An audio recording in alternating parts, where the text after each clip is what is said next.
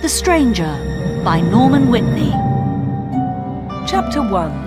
A Stranger in Wood End. On Saturday the 31st of October 1964, a man arrived in the village. It was late in the evening. He was looking for somewhere to stay the night. He knocked at a door, and a woman opened it. "Good evening, madam," the man said. "I'm sorry it's so late, but can you help me, please? Is there a hotel in this village? I want to stay here tonight." The woman laughed. "A hotel? Here in Wood End? No, sir, I'm afraid there isn't." "What a pity," said the man. "I'm a stranger here, and I want to see your village tomorrow." The stranger was very polite. He was tall and had dark hair, and he had strange green eyes. "Perhaps Mrs. Harrison can help you," the woman said. "She has a room. Perhaps you can stay with her. Wait a minute, I'll get my coat and I'll take you there." The woman took the stranger to Mrs. Harrison's house. Mrs. Harrison gave him a room for the night. He was very glad. It was the last night of October, and it was cold. The next day was Sunday. The man looked round the village. He was very interested in the history of the village. He met some of the villagers and asked them their names. But he did not visit the church. That was unusual. The church in Wood End was the most beautiful building in the village. But the stranger was not interested in it. He did not go to church that night with all the villagers. It was the first Sunday evening of November. When the villagers came out of the church, the man had gone. They had all liked him. The ladies had thought he was very good-looking. A few weeks later he came back. It was the first Sunday in December. The villagers were coming out of church. It was cold and dark. "Hello," he said. "I'm back again. It's nice to see you all once more." His next words surprised everyone. "Perhaps you can help me," he said. "I'm looking for a house. I want to buy a house here." "Here?" someone said. "But why here? There's no work in Wood End for a young man. All the young people leave the village. They find work in Whitney, the nearest town." "I'll get a job somewhere," the stranger said. "Perhaps in Lydney." Then one of the villagers told him about old Mr. Smith's house. Mr. Smith had died in the summer. His house was empty. It was for sale. The house was on the corner of Main Street and Church Lane.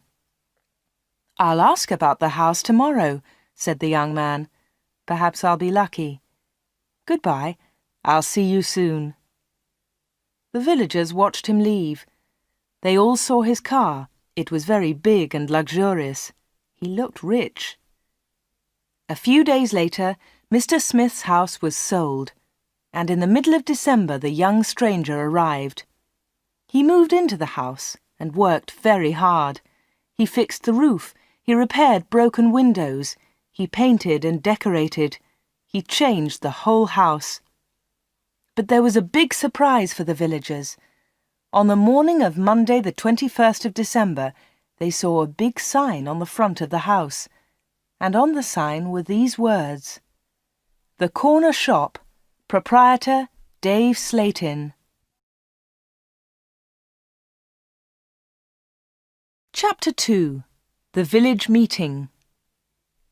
The villagers could not believe it. A shop in Wood End. Everybody talked about it. There was once a shop in Wood End, but it had closed 20 years ago. Some people wanted the shop, but others did not. The villagers met in the evening in the village hall. Everybody was there. Everybody was interested in the new shop. "The corner shop is a good idea," someone said. "We need a village shop. We won't need to go to Lydney." Then Mrs. Harrison spoke. She liked the stranger, Dave Slatin. "I agree," she said. "A village shop is a good idea. It's too quiet here. Wood End needs a shop." "Nonsense," said Miss Brown. She was the village school teacher. "Lydney is not far away. There are lots of shops there." Soon everybody was shouting. Then Mr. Hart spoke. He was a very big man with a loud voice. "Listen, everybody," he shouted. "We've never had trouble in this village before. We've always been quiet and happy. Now this shop is causing trouble." "Let Mr. Slatin speak," someone said. "It's his shop. Let him speak." "Ladies and gentlemen," said Dave Slatin, "I don't want to cause any trouble. I'm still a stranger in your village. But I want to be one of you. I want to be your friend. I like the people of Wood End." He smiled, and a few people clapped. They liked him. "The corner shop will sell lots of things," he went on. "It will sell food and things for the house. Everything will be cheap, I promise." Everybody was listening carefully. "And I have another idea," he continued. "I'll sell village products." "What do you mean by village products?" asked Miss Brown. "I'll tell you, Miss Brown," he said. "I know that you make beautiful bread and cakes." Miss Brown smiled. Yes, she did make bread and cakes. Everyone knew that. "And you, Mr. Hart, I've seen your flowers. You grow beautiful flowers." Now Mr. Hart smiled. Yes, his flowers were beautiful. Everyone knew about them. "And Mr. Everett makes pots," someone said. "And Mrs. Davis makes dolls," said another voice. "And I do paintings of the village," said old Miss Lucy Gray. "Yes," said Dave, "you can all do something. You villagers are clever. You make lots of things. We can sell them to the tourists. In the summer, Wood End can make a lot of money." "But what about the money?" said Mr. Hart. "How will you pay us?" "That's a good question," said Dave. "And here's the answer. You'll bring your things to me, and I'll sell them for you. I'll keep some of the profit. You'll have the rest." "What a good idea," said Miss Brown. "Yes, I agree," said Mr. Hart. All the villagers agreed. Everyone in the village was happy with Dave Slatin's plan. The corner shop opened on Monday the 4th of January 1965. Soon the shop was busy, and Dave needed an assistant. The new assistant in the corner shop was Anna. She started work in late January.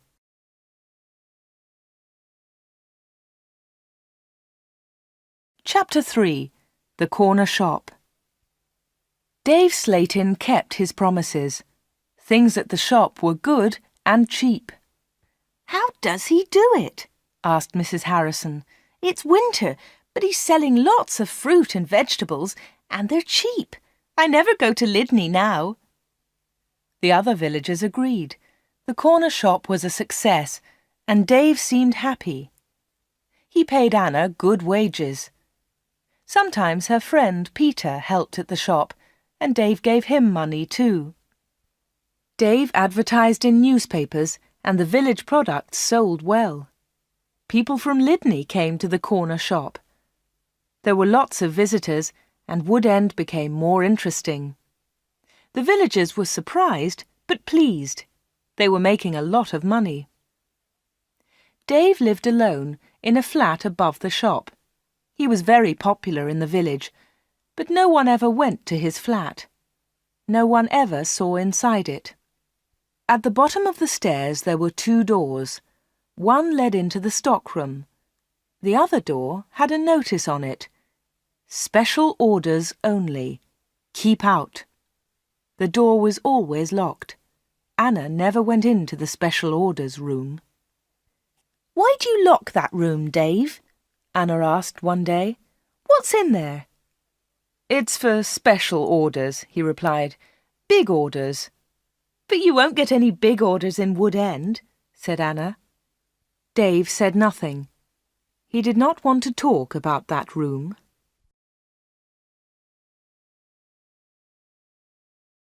Chapter 4. A Beautiful Customer. For 3 months, everything was normal. Then, one day in April, an unusual customer came into the shop. The new customer was a very beautiful woman. She was wearing expensive clothes and arrived in a large car. "Is this the corner shop?" the woman asked. She looked round and seemed a little surprised. "Yes," replied Anna. "This is the corner shop. It's the only shop in the village." "I'm looking for Mr. Slatin, the owner of the shop," said the woman. "I think he's upstairs," said Anna. "I'll go and get him. Does he know your name?" "Yes, I think so," was the reply. "Tell him—" The woman stopped. "Tell him Miss Gordon is here, Miss Greta Gordon." Anna was amazed. "Are you Greta Gordon, the film star?" "Yes, that's right." The woman smiled, but she was nervous. "Wait a minute," said Anna. "I'll tell Mr. Slatin that you're here." Anna ran to the bottom of the stairs and called, "Dave! Dave! There's someone to see you." "Who is it?" asked Dave from upstairs. "Miss Greta Gordon," shouted Anna. "It's Greta Gordon, the film star." "I'm coming," he said, and he came down immediately. "I'm pleased to meet you, Miss Gordon," he said. "Good morning," said Greta Gordon. She and Dave shook hands. She had beautiful hands, and she was wearing beautiful diamond rings. Anna had never seen so many diamonds before. Miss Gordon looked round. "Is this where you work, Mr. Slatin?" she asked. Once again she seemed nervous. "Yes," said Dave. "It's a small place, but it's big enough for me. Please follow me, Miss Gordon." Anna was surprised. Dave and Greta Gordon did not know each other. He did not call her Greta, and she did not call him Dave. He seemed to be in a hurry, and she seemed to be frightened. Anna watched them. Dave and Greta Gordon went to the back of the shop and into the special orders room. Greta Gordon was a special order customer. Anna thought that was very strange. She wanted to tell someone about Greta Gordon. Anna loved films. She wanted to tell Peter about the film star, but she had to stay in the shop. 10 minutes later, Greta Gordon came out of the special orders room. Dave went straight upstairs, and Greta Gordon came to the front of the shop. The film star looked terrible. She was pale. She was crying. Her eyes were red with tears. "What's wrong?" asked Anna. "Can I help you, Miss Gordon?" "No, thanks. I'm all right," said Greta Gordon. "Do you want to sit down?" said Anna. She got a chair, and the film star sat down. "Shall I get the doctor?" said Anna. "No, no," said Greta. "Please tell no one about my visit here. Please tell no one." Anna was disappointed. She wanted to tell everyone about Greta Gordon. She wanted to tell everyone about her famous customer. "I want to give you something," said Greta Gordon. "Here's a photograph of me. I'll sign it." She signed the photograph and gave it to Anna. "Please keep this," said Greta, "and please keep our secret. Please don't tell anyone." "All right," said Anna. "I promise." The film star kissed Anna. She held Anna's hands. What a beautiful woman, thought Anna, and what beautiful hands. Then Anna noticed something. The diamond rings were gone.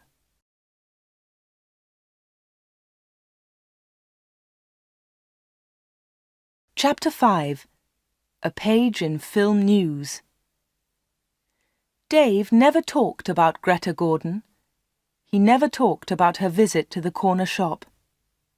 One day, Anna asked him about the film star. "How do you know Greta Gordon?" said Anna. "Is she a friend of yours?" "I don't want to talk about her," Dave replied. "She was a special order customer. Don't ask any more questions about her, Anna." So Anna did not ask any more questions. She did not ask about Greta Gordon's special order, and she did not ask about the rings. Anna kept her promise. She never told anyone about the film star. Soon it was spring. Anna and Dave were busy. Mr. Hart brought lots of flowers to the corner shop, and Anna sold them to the tourists. There were lots of tourists that year. In May, Peter asked Anna to marry him. She said yes. They became engaged. They planned to get married in the following year. Now they needed money, so they worked hard and they saved. They were very much in love. On Saturdays, Peter played football or cricket, and Anna often went to the cinema in Lydney. He enjoyed sports, and she loved watching films. One day, Anna was reading Film News. This was a magazine about film stars. She turned the pages. There was a picture of Greta Gordon. Anna was pleased. What a surprise! Beautiful Woman was going to be a big film, and now Greta Gordon had the star part. Anna wanted to tell Peter about Greta, but she kept her promise. She did not tell anyone. But she did show Film News to Dave Slatin. "Look, Dave," she said, "here's a story about Greta Gordon. Isn't it great? She's got the big part in Beautiful Woman." Dave looked at the magazine. "Greta Gordon will star in Beautiful Woman."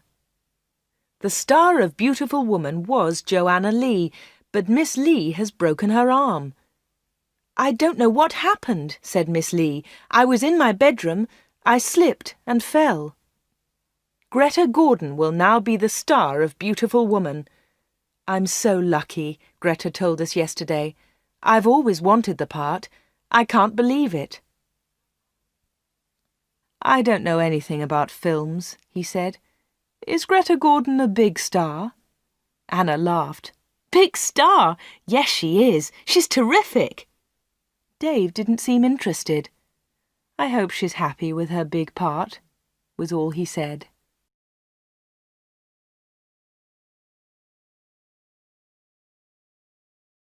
Chapter 6.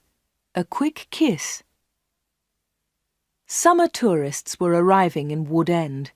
The weather was beautiful and the shop was doing well. But Anna was not very happy. She often thought about Greta Gordon's visit. Why had she come to see Dave? What had happened to the diamond rings on her fingers? There was another problem. Anna loved Peter and she was going to marry him. But she liked Dave too. Dave was older, but she liked him. All the women liked him. But Anna was very close to him all day. In the daytime, Anna was with Dave. In the evening, she was with Peter. Anna was living two lives. One life was with Dave, the other life with Peter. Then one Friday, Dave surprised Anna. "What are you doing tomorrow?" he asked her. "Would you like to spend the day with me? We can go anywhere you like. We can go in my car." "I'm sorry, Dave," said Anna, "but Peter wouldn't like it." "Don't be silly," said Dave. "We won't go far. I'll close the shop at lunchtime, and we can go to Lydney." Anna wanted to go with Dave, but she was worried about Peter. "Don't worry about Peter," said Dave. "He's always busy on Saturday." Anna thought for a moment. "All right," she said. "You take me to the best cinema and to the best restaurant. Then I'll come with you." "Of course," laughed Dave. "Anything you want, Anna." So the next afternoon, Dave and Anna went together to Lydney. They had a good time. Dave bought Anna a new, expensive dress. Then they went to a cinema and afterwards to a restaurant. Peter played cricket that Saturday. He never knew about Anna's day with Dave. He was playing in another village and returned to Wood End very late. Dave and Anna were also very late. Dave stopped his car near the corner shop. The night was warm. "Thanks, Dave," said Anna. "It was a lovely day." "I enjoyed it too," said Dave. He put his arm round her shoulders and kissed her. It was a quick kiss, but for Anna, it was wonderful.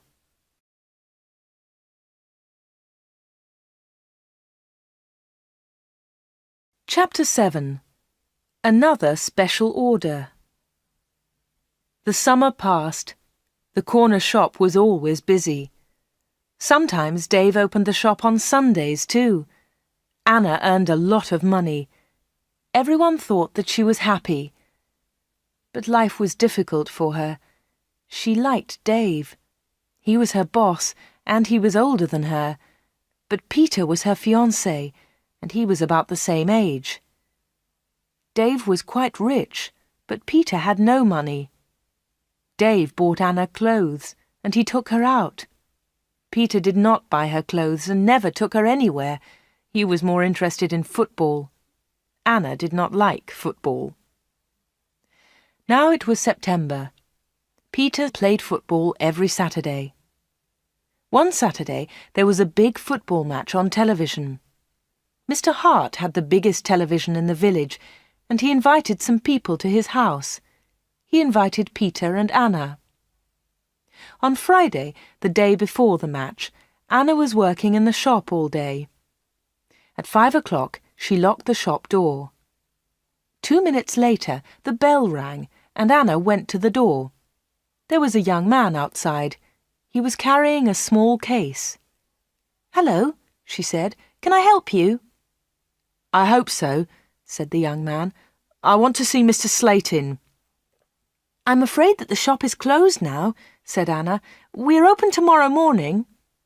"But I've got an appointment," said the young man. Then Dave spoke behind Anna.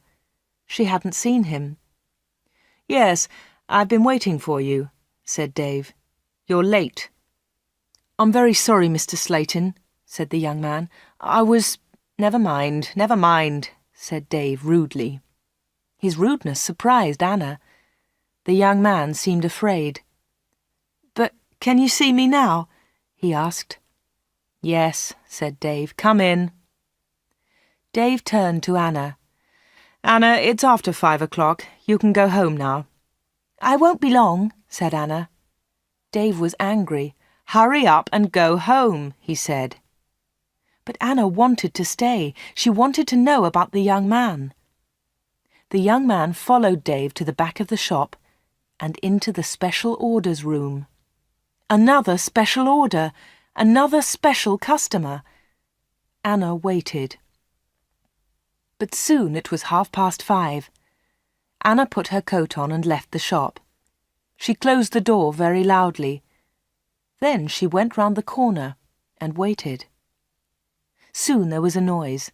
The young man was leaving the shop. Anna could not see him, but she could hear him. He was speaking to Dave. "Are you sure?" said the young man. "What do you mean?" asked Dave.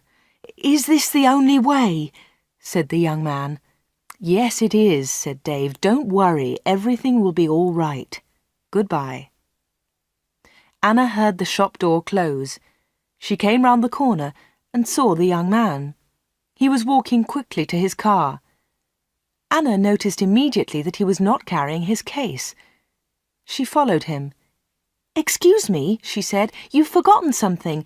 You've left something behind." The young man turned round. Anna stopped. Suddenly she was frightened. The young man's face was white. It was white with fear. "Please go away," said the young man. "Leave me alone. I want to go home. Leave me alone." He got into his car and drove off. Anna stood in the street and watched him. She was thinking. Why had the young man come to the corner shop? What was his special order? And why had he left his small case with Dave Slatin? Chapter 8. The Football Match. The next day was the day of the big football match. Mr. Hart had invited about 10 people. Anna did not watch the game. She was helping Mrs. Hart in the kitchen. They were making tea. It was a good game, and everyone was enjoying it. At half-time, Peter went into the kitchen. "Why don't you come and watch the match, Anna?" he said. "It's really good. Come on." Anna laughed. "No, thanks," she said. "I'm helping Mrs. Hart. Look, here's the tea. Can you take it in to the others?" "OK," said Peter. "It's a terrific match. Mike Bailey scored a great goal." Peter took the tea into the sitting room, and the second half of the match started. The second half was very exciting. Mike Bailey scored another goal after 20 minutes. The score was 2-0. Then the other side scored 2 quick goals. It was 2-2. There were only 5 minutes of the match left. "Come on!" shouted Peter. "Come on, Mike, let's have another goal!" In the last seconds of the match, Mike Bailey scored the winner. It was his 3rd goal of the match. But something was wrong. The other team's goalkeeper was injured. Bailey had been very near the goalkeeper, and he had kicked the ball very hard. The ball had hit the goalkeeper's neck. Mrs. Hart and Anna came in from the kitchen. "What's happened?" said Anna. "What's wrong?" "It's Brian Thomas, the goalkeeper," said Peter. "He's injured." It was serious. The goalkeeper had broken his neck. Later they all watched the news on TV. They saw pictures of Mike Bailey's 3rd goal. It was a great goal. They saw the ball hit the goalkeeper. It was an accident. The TV announcer said, "And now over to our sports studio for an interview with Mike Bailey." They all watched the interview. The TV showed a picture of Mike Bailey and the interviewer. "Mike," said the interviewer, 3 goals in 1 match. How do you feel about that?" But Mike Bailey said nothing. He could not speak. He tried to speak, but he could not. It was terrible. The interviewer tried another question. "Let me ask you about the 3rd goal, Mike. It was a great goal, but how do you feel about the injury to Brian Thomas?" It was a silly question. The injured goalkeeper would never play football again. Mike Bailey said nothing. He looked very ill. When the interview ended, Mr. Hart turned off the TV. No one noticed that Anna had left the room. Mike Bailey had looked frightened. Anna was frightened too. Mike Bailey and Anna had met before, the day before, at the corner shop.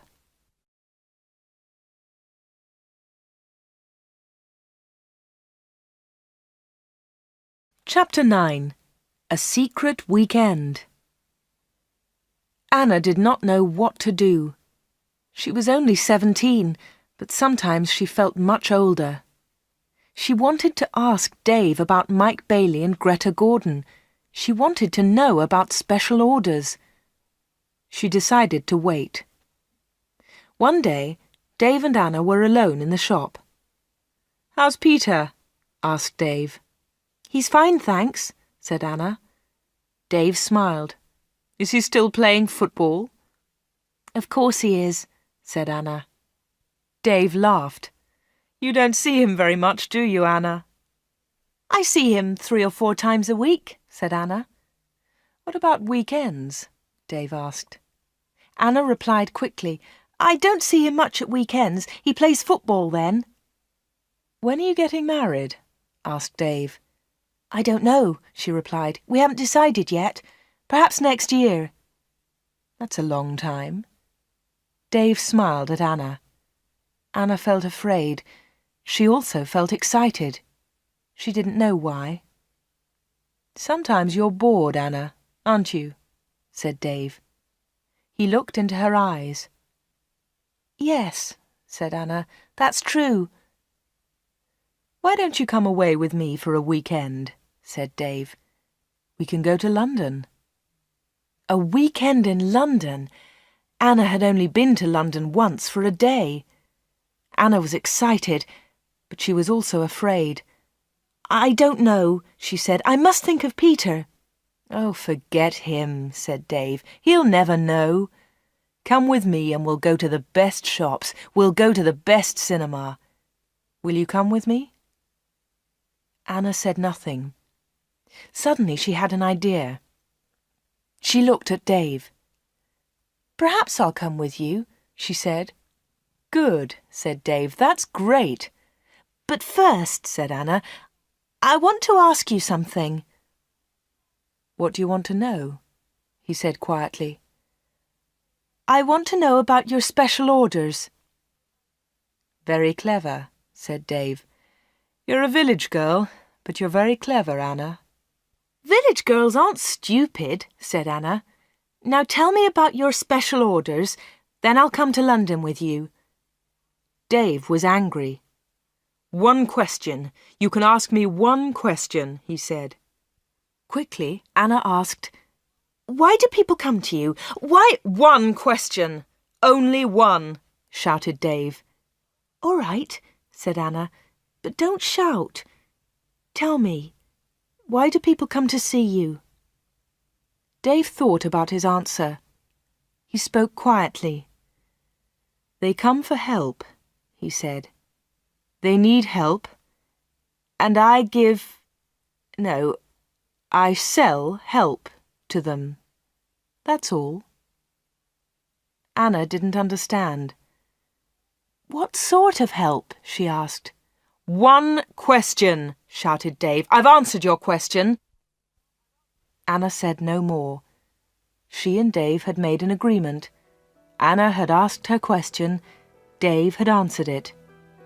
Dave had invited Anna to London for the weekend, and Anna went with him.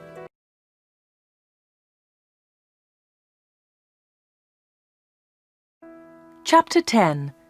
A Quarrel. Anna enjoyed the weekend. They arrived in London late on Friday evening and stayed at a big hotel. On Saturday they went shopping, and in the evening they went to a cinema. On Sunday they went to a park. They came back to Wood End on Sunday evening. It was the last Sunday in September. On Monday, Anna went to the shop. It was not so busy now.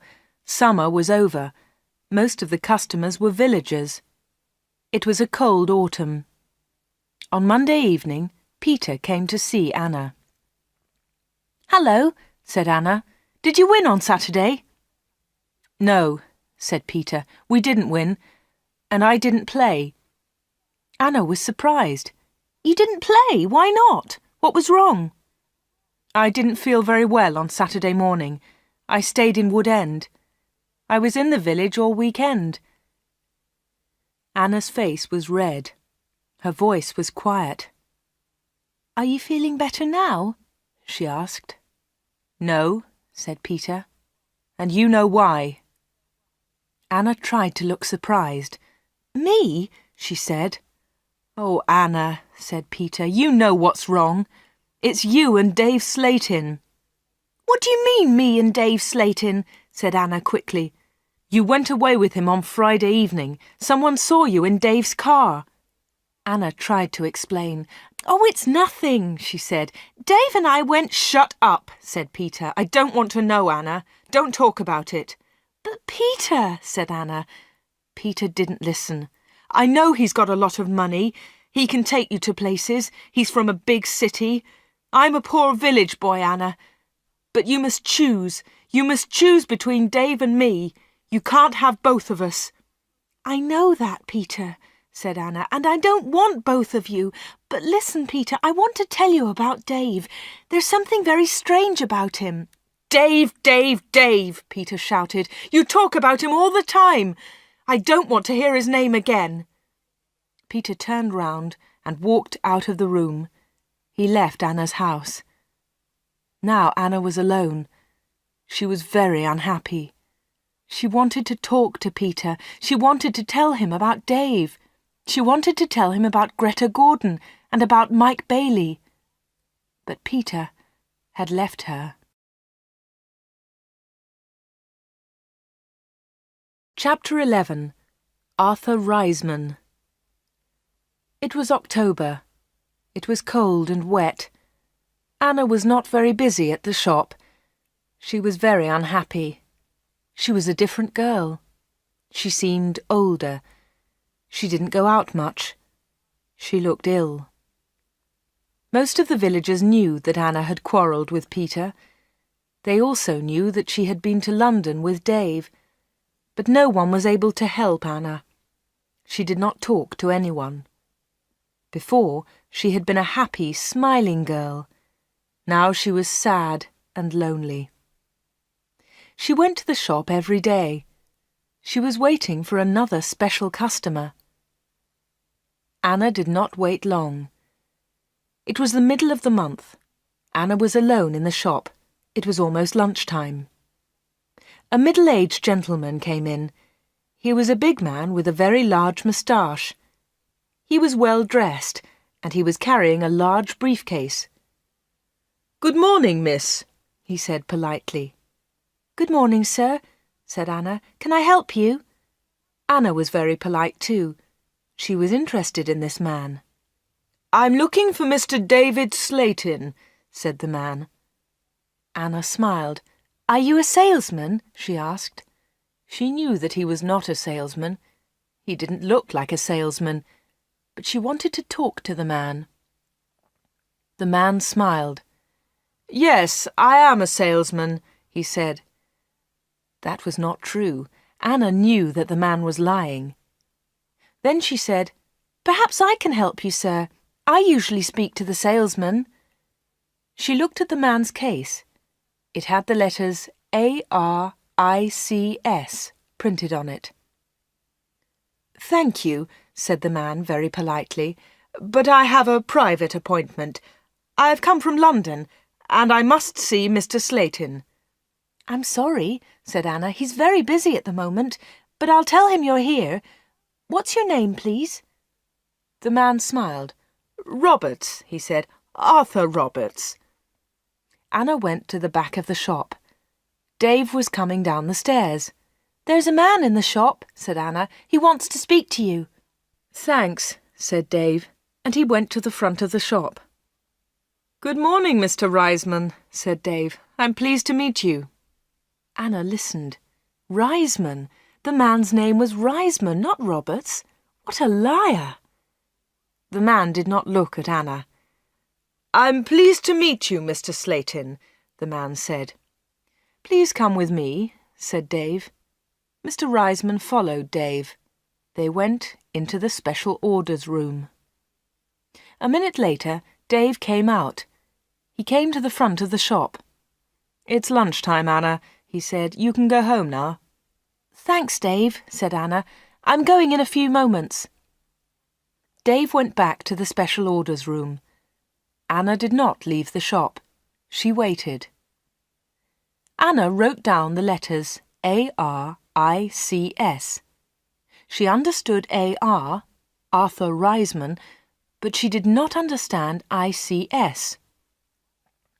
At 1:30, Anna heard noises. Mr. Riseman was leaving. Dave was talking. "Thank you, Mr. Riseman," said Dave. "And thank you," said Mr. Riseman. "You have helped me a lot." "Good," said Dave. "Goodbye, Mr. Riseman. My assistant isn't in the shop, but you can open the door. Goodbye." Dave went upstairs, and Mr. Riseman came into the front of the shop. Anna was sitting quietly in a corner. "Oh," said Mr. Riseman, "I thought you had gone home." "No," she said. "I decided to have lunch in the shop today." Anna and Mr. Riseman looked at each other. They didn't like each other. There was silence. Anna spoke first. "Would you like to buy some bread, Mr. Roberts?" she said. "Riseman, my name is Riseman," said the man. Anna smiled. "I'm so sorry," she said. "Would you like to buy some homemade bread, Mr. Riseman?" "It looks delicious," said Mr. Riseman. He was very polite again.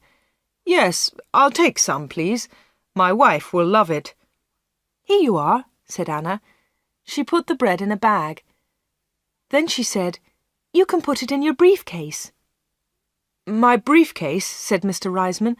"I haven't got a briefcase." "I think you've forgotten it," she said. "I'll go and get it for you." Anna moved towards the back of the shop. Mr. Riseman stepped in front of her. He held her wrists. He was very strong. "Listen to me," he said. "I don't want that briefcase. Leave it there." "All right," said Anna. "Please let me go. You're hurting me." Mr. Riseman let go of Anna and turned towards the door. He left the shop hurriedly. He hadn't taken his bread with him. Anna watched Mr. Riseman leave. Her hands were still hurting 5 minutes later.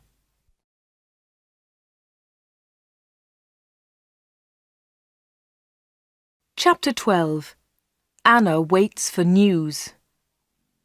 Anna waited for some news about Mr. Riseman. She remembered Greta Gordon. The film star had visited the corner shop. Later there was news about her in a magazine. Mike Bailey had visited the corner shop too. Later there was a lot of news about him on TV. And now Mr. Riseman had visited the corner shop.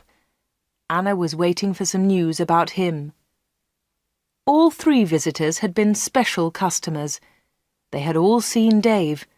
They had all been in the special orders room. And they had all left something with Dave. Greta Gordon had left her diamond rings. Mike Bailey had left his case. Mr. Riseman had left his briefcase. Anna wanted to find out more about the 3 special customers. She thought about Mr. Riseman. His case had the letters ARICS on it. She understood AR, but what was ICS?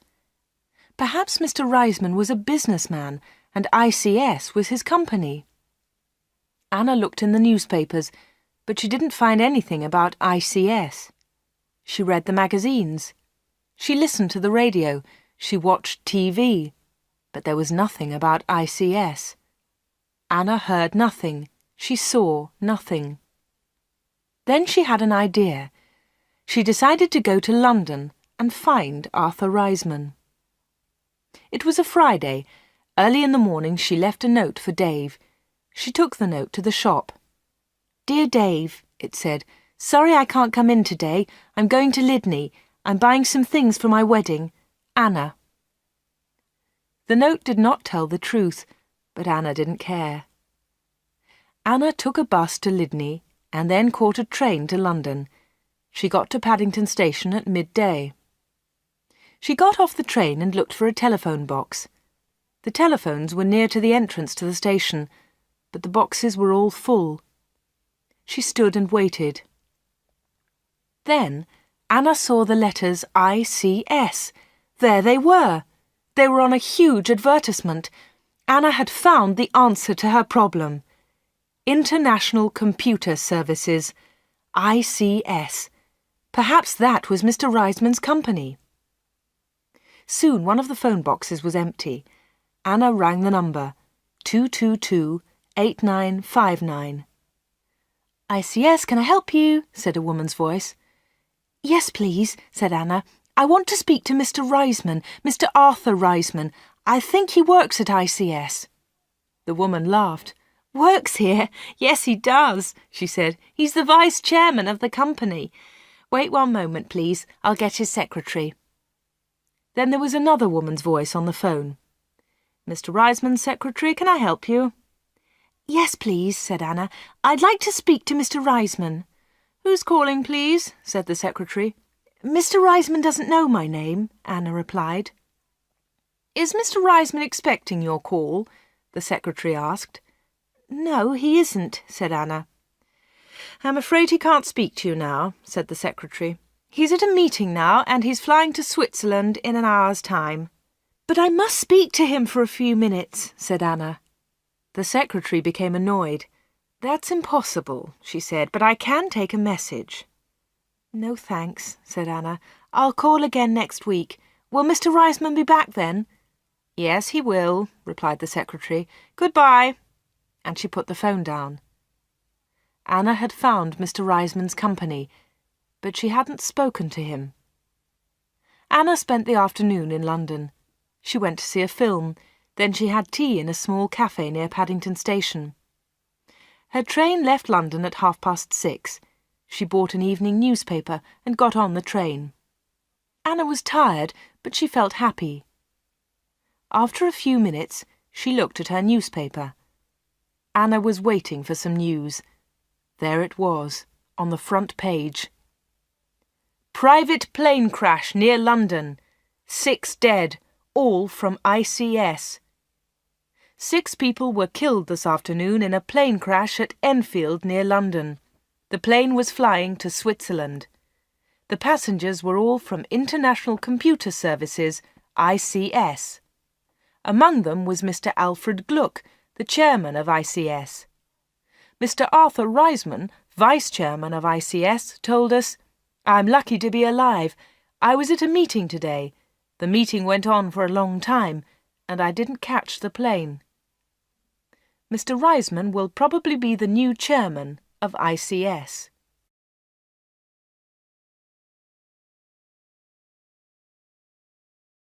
Chapter 13.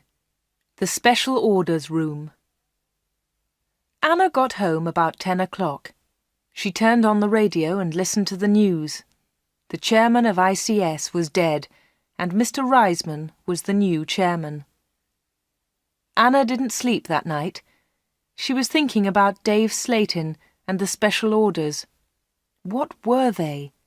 What was Dave Slatin doing in that room? On Saturday morning she went to the shop. Dave said nothing to her. He was angry because Anna had not worked on Friday. He didn't ask about her day off, and Anna didn't tell him about it. At 11 o'clock, Dave left the shop. He got in his car and drove off. Anna was alone. This was her chance. She went to the back of the shop and turned the handle of the locked door. But the special orders room was not locked. Dave had forgotten to lock it. Anna opened the door and went into the room. It was a small room, dark and hot. Anna turned on the light, but it was not a very strong light. She looked round the room. There was a small table, 2 old chairs, and a lot of boxes. That was all. Special orders? There were no order books, no papers, no pencils. Anna walked round the table. It was difficult because there were a lot of boxes on the floor. Anna opened one of the boxes and looked inside. She found some old magazines and newspapers. Underneath, there were some dirty old clothes. But underneath the clothes, she discovered some money. Lots of money. British money, French money, American, German. There was money from all over the world. Anna was amazed. She had never seen so much money before. She looked round again and found Mike Bailey's case. It was empty. Then she found Arthur Riseman's briefcase. That was empty too. Then Anna looked into a bigger box. Inside it were some dolls with broken arms and legs. One of the dolls was very beautiful, but it had a broken arm. Anna put it on the table. Then Anna found a book about football. Inside there were some pictures of footballers, but the pictures were all torn. Anna put the book on the table. Anna looked into the box again and found some little cars. Most of them were broken. She found a small model aeroplane. It was broken too. Anna put all these things on the table. What a strange collection. There was the money, the broken doll, the toy cars, the model aeroplane, and there was the football book with the torn pictures. Anna looked at the things on the table. What were they for? Why did Dave Slatin keep them in this locked room? Suddenly Anna jumped. There was a noise behind her. Someone was standing at the door.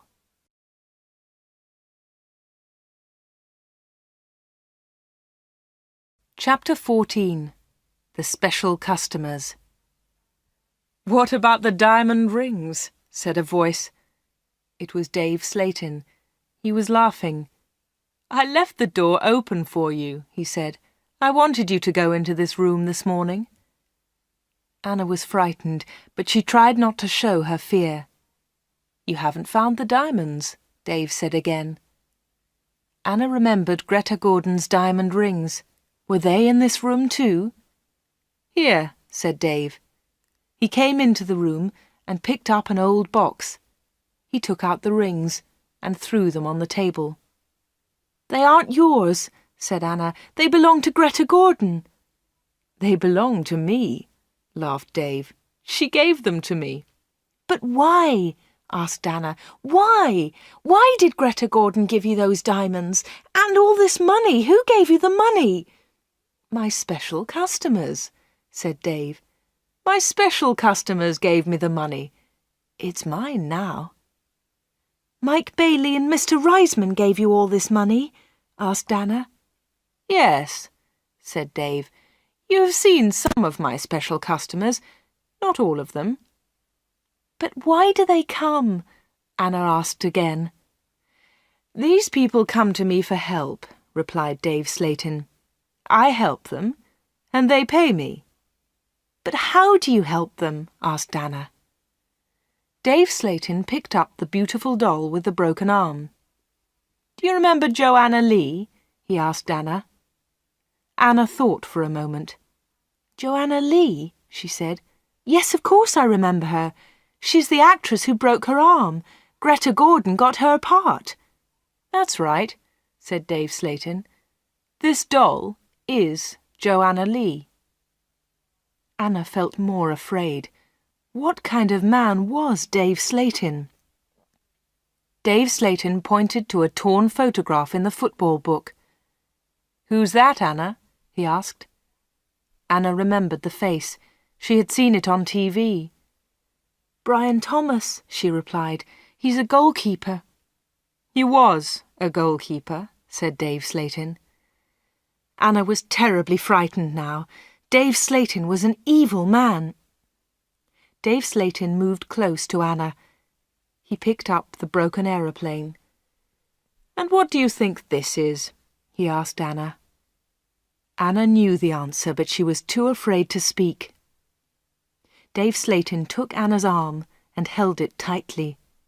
Anna tried to move away. Dave Slatin laughed and held Anna more tightly. "Listen, Anna," he said quietly. "I want you. I need you. Marry me, Anna. Don't marry Peter. Marry me." "No, no," she cried. "Let me go! Let me go!" "But Anna, you still don't understand," said Dave Slatin. "I have strange powers. I can give you everything you want." He looked into Anna's eyes. "And my children will have these powers too," he continued. "I will give you money and diamonds, and you, Anna, you will give me children." Anna was terrified now. She kicked Dave Slatin very hard, and he let go of her hand. Anna moved quickly. She ran out of the special orders room, through the front of the shop, and out onto the street. She ran all the way home.